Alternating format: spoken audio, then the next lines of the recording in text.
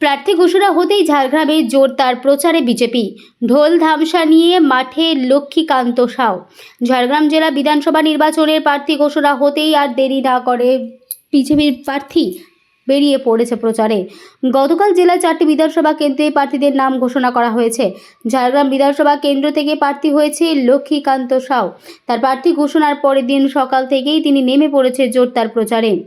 ঝাড়গ্রাম শহরের কলেজ মোড় থেকে শুরু হয় তার প্রচার কর্মসূচি। ঢোল ধামসা মাদল পাশাপাশি বাজিয়ে কর্মী সমর্থকদের সঙ্গে নিয়ে বর্ণাঢ্য মিছিল করেন তিনি। মিছিলে ছিল উৎসবের আমেজ, যা সাধারণ মানুষের দৃষ্টি আকর্ষণ করে। প্রচার চলাকালীন তিনি জনসংযোগ জোর দেন এবং স্থানীয় বাসিন্দাদের সাথে কথা বলেন। পাশাপাশি দলীয় নেতৃত্ব এবং কর্মীদের সঙ্গে বৈঠক করে নির্বাচনী কৌশল নিয়ে আলোচনা করেন। এদিন প্রচারের পাশাপাশি দেওয়াল লিখনের কাজও নিজের হাতে শুরু করে বিজেপি প্রার্থী লক্ষ্মীকান্ত সাউ।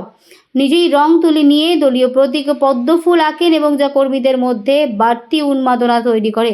ভোটের আগে প্রার্থী ঘোষণা হতেই যে বিজেপি ঝাড়গ্রাম প্রচারে পূর্ণ মাত্রায় ঝাঁপিয়ে পড়েছে, এদিনের কর্মসূচি তার স্পষ্ট ইঙ্গিত দিল।